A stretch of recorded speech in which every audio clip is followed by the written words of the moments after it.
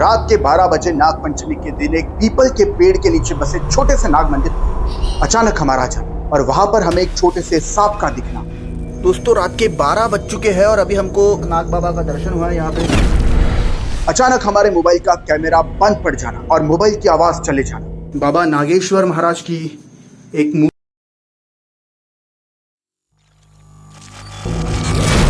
और उस मंदिर से बाहर निकलते ही वहां पर एक अनजान चप्पल का हो जो जाते वक्त बिल्कुल भी नहीं थी। तो क्या हमारे बाद मंदिर में किसी ने कदम रखा या फिर कोई पहले से ही वहां था जिसे हम देख नहीं पा रहे थे। और वापस लौटते वक्त सड़क के बीच में एक मरी हुई भैंस का पड़ा होना, जैसे उसे किसी बड़े जानवर ने खाया हो।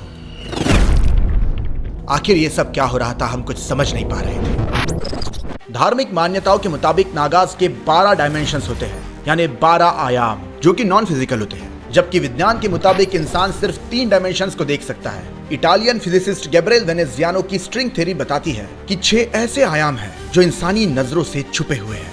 प्राचीन लोक कथाओं के मुताबिक ऐसा कहा जाता है कि नाग हजारों साल तक तपस्या करके इंसानी रूप ले सकता है और अचानक मंदिर के बाहर दिखाई देने वाली वो चप्पल हमें इस बात पर सोचने के लिए मजबूर कर दी। क्या नाग मंदिर वाकई में रहस्यमयी होते हैं? क्या हिंदू धर्म में जो नागलोक का कॉन्सेप्ट बताया जाता है वो इंसानी दुनिया से ताल्लुकात रखता है? प्राचीन हिंदू धर्म के अनुसार नागलोक और नागों की रहस्यमयी दुनिया का संबंध ये दूसरे आयाम के साथ होता है। क्या हम वाकई में किसी और आयाम को छू कर आए थे या फिर ये सब कुछ एक साधारण घटना थी जिसे हम असाधारण समझ बैठे हैं? टाइम और डायमेंशन यानी वक्त और आयाम ये भौतिक जगत के परे भी बहुत कुछ बताते हैं। हम अभी भी सोच में है कि 2023 के नाग पंचमी की नाग मंदिर की रात आखिर क्या कहना चाहती है। बहुत से लोगों को ये लगता होगा कि ये एक बनी बनाई झूठी कहानी है, लेकिन जो भी बात मैं कह रहा हूँ उन सारी चीजों के वीडियो फुटेजेस मैंने इस वीडियो में आगे जोड़े हैं। तो चलिए देखते हैं नाग मंदिर का अनोखा रहस्य।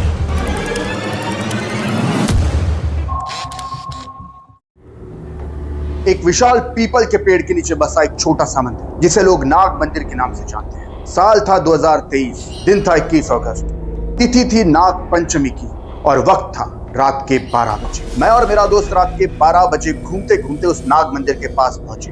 अंधेरा छाया हुआ था, आसपास का इलाका सन्नाटे में डूबा था। हम आ चुके हैं नाग बाबा के दर्शन के लिए इस जंगली इलाके में जहाँ पे कि पूरी तरह से पेड़ ही पेड़ है। देखिए यहाँ पे वो मंदिर, लेकिन मंदिर बंद हो चुका है क्योंकि रात के 12 बज रहे हैं। लेकिन हम बाहर से दर्शन लेके, अरे मंदिर तो खुला है, किस्मत हमारी। जय नागोबा महाराज। देखिए मंदिर खुला है आज भी रात के 12 बजे। चलिए दर्शन लेते हैं। और तब अचानक हमें मंदिर के अंदर एक छोटा सा सांप दिखा और मैंने उसका वीडियो बनाया। दोस्तों रात के 12 बज चुके हैं और अभी हमको साक्षात नागेश्वर नाग बाबा का दर्शन हुआ है यहाँ पे। अभी 12 बजने ही वाले हैं, बस मतलब बज ही चुके हैं समझो। ये नागोबा का ही मंदिर है, आप देख सकते हैं। और हमने ऐसा सुना भी था यहाँ पे सांप जो है वो साक्षात रहते हैं। तो 12 वाजता दर्शन देते 12 बज गए। देखिए 12 बस बजने में है अभी। आपको भी अगर ऐसा कुछ दिखे तो प्लीज़ उसके साथ कुछ छेड़खानी ना करें, दर्शन ले और उन्हें जाने दीजिए।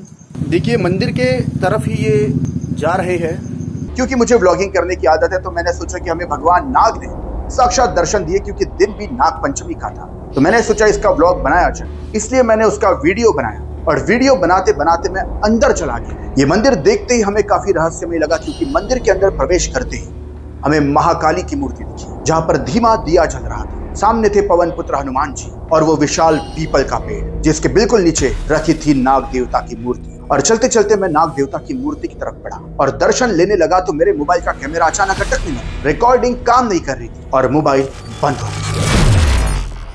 मोबाइल का नेटवर्क भी पूरी तरह से चला गया था। ये सब क्या हो रहा है, हमें कुछ समझ नहीं रहा था। चलो अंदर वैष्णव एकदम चक्कर मारो नहीं। मंदिर के अंदर आपको ले चलते हैं दोस्तों। यहाँ पे मारुति की यानी कि हमारे हनुमान जी की मूर्ति है। जय श्री राम, जय हनुमान। माता महाकाली की मूर्ति। किस्मत हमारी अच्छी दोस्तों कि हमको ये मंदिर अभी खुला दिखा, नहीं तो ये अक्सर बंद होता है इस टाइम पे। 12 बज चुके हैं रात के, तो आप सोच ही सकते हो।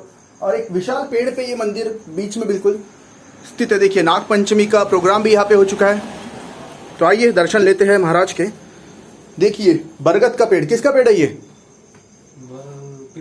पीपल का पेड़ है। तो चलिए ज़्यादा रात को यहाँ पे रुकना भी ठीक नहीं है। देखिए ये जो पेड़ है इसके अंदर भी बहुत जगह है जहाँ पे नाग महाराज का रहना भी हो सकता है। बाबा नागेश्वर महाराज की एक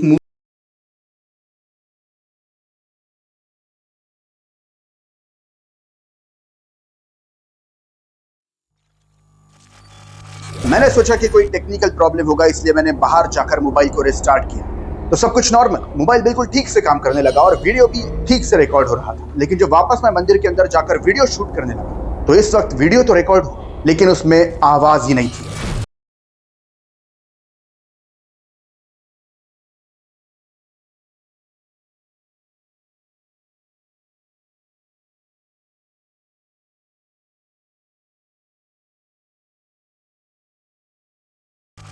उस वक्त हमें समझ नहीं आ रहा था लेकिन कुछ तो था।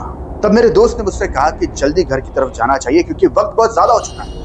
रात के 12 साढ़े 12 बज रहे थे और इसीलिए जब हम मंदिर से बाहर निकले तो सिर्फ 5 फुट की दूरी पर मोबाइल का नेटवर्क वापस आ गया। मोबाइल ठीक से काम करने लगा और नोटिफिकेशंस, मिस कॉल सब कुछ दिखने लगा।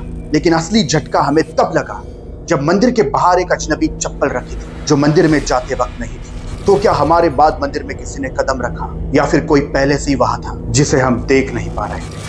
दोस्तों अभी हमने जो यहाँ पे शूट लिया उसका आवाज ही रिकॉर्ड नहीं हुआ। क्या मतलब मंदिर में रेंज भी नहीं थी, नेटवर्क भी गायब हो चुका था हमारे मोबाइल का। शायद कोई टेक्निकल प्रॉब्लम होगा लेकिन भाई हमारी थोड़े हम बाहर आ गए।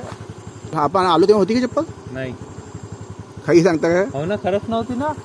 खरा सांग ना। अरे नव्हती चप्पल. चलिए फिर जल्दी घर पे चलिए। अब इधर से लीजिए, थोड़ा नजदीक।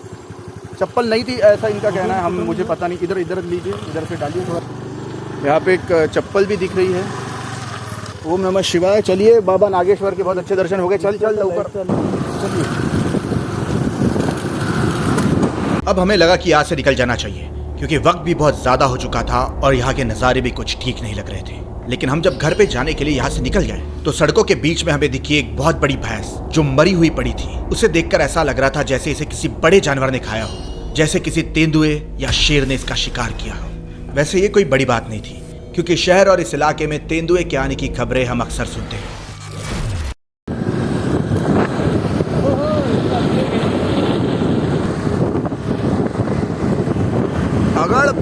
बगड़ बम आगे भोले पीछे हम। ये क्या चीज है भाई?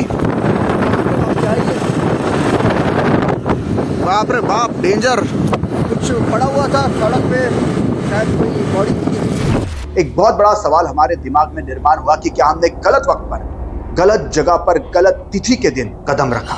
वैसे हमारे मोबाइल का जो नेटवर्क गायब हुआ था उसके पीछे एक साइंटिफिक रीजन था क्योंकि वो मंदिर पीपल के पेड़ के नीचे था और पीपल के पेड़ की घनी पत्तियां रेडियो सिग्नल्स को ब्लॉक करती है। It is scientifically said that people's dense leaves blocks the radio signals, so there is nothing mysterious in it. लेकिन वहां पर जाती एक सांप का दिखना, मोबाइल का कैमरा बंद हो जाना, आवाज का चले जाना और वो रहस्यमय चप्पल, ये सब क्या था? मंदिर जिस विशाल पेड़ के नीचे था वो पीपल का था या बरगद का पेड़ था, इसमें थोड़ा कंफ्यूजन है क्योंकि हम वहां पर रात के वक्त गए थे, इसलिए हम साफ साफ नहीं बता सकते। इस मंदिर से जुड़ी और एक बात हमको बाद में पता चली और वो ये थी, इस मंदिर का संबंध एक छोटे बाल योगी महाराज से था जिन्हें नाग देवता का अवतार भी कहा जाता था या फिर नाग देवता का प्रसाद। और हम जब मंदिर में आए तो हमें भी एक छोटे से नाग देव नहीं दर्शन दिए, हमें एक छोटा सा सांप दिखा। है ना चौंकाने वाली बात?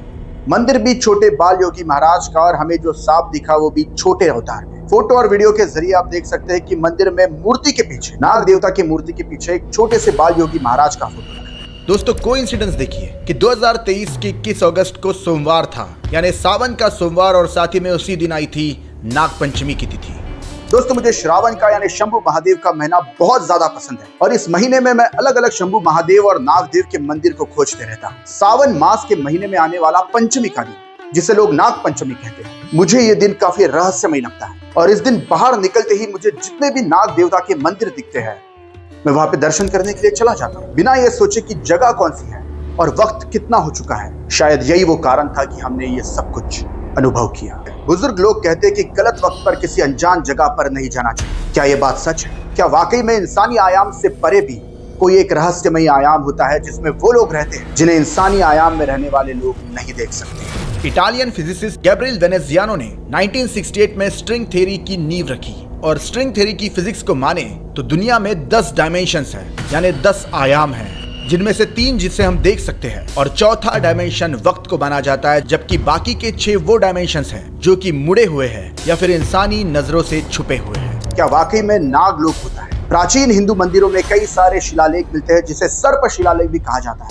जिनमें नाग देवता की मूर्तियां बनाई हैं। दक्षिण के एक प्राचीन हिंदू मंदिर में तो एक ऐसा सर्प शिलालेख है जिसमें 30,000 से ज्यादा नाग मूर्तियां बनाई गई है। सांपों का और नागों का जीवन भी एक रहस्यमय होता है। क्या आप जानते हैं सांपों की और नागों की आयु कितनी होती है?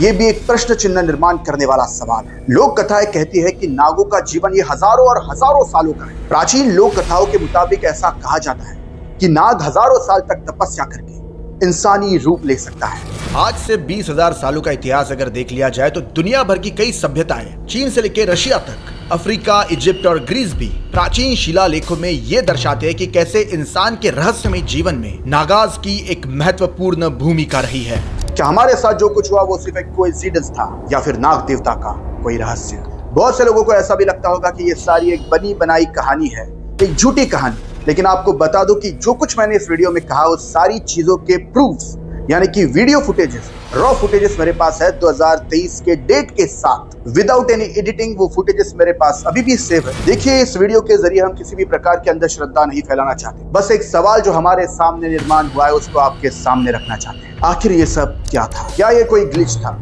या फिर कोई नाग देवता का अनोखा? बताइए, प्लीज कमेंट करके बताइए कि क्या आपने भी ऐसा कुछ रहस्यमय किसी मंदिर में अनुभव किया है। और इसी के साथ 2024 में भी हमने नाग देवता से जुड़े एक ऐसे गांव को देखा जो काफी रहस्यमय है और उसका नाम है भिल्टे। उसका वीडियो अगली नाग पंचमी को बनाएं। दोस्तों, अगर आपको ये वीडियो पसंद आता है तो प्लीज ऐसे ही हिस्टोरिकल और मिस्टीरियस बातों को जानने के लिए हमारे channel history begins with Sunny Rabde को जरूर सब्सक्राइब कीजिए। जय नाग देवता।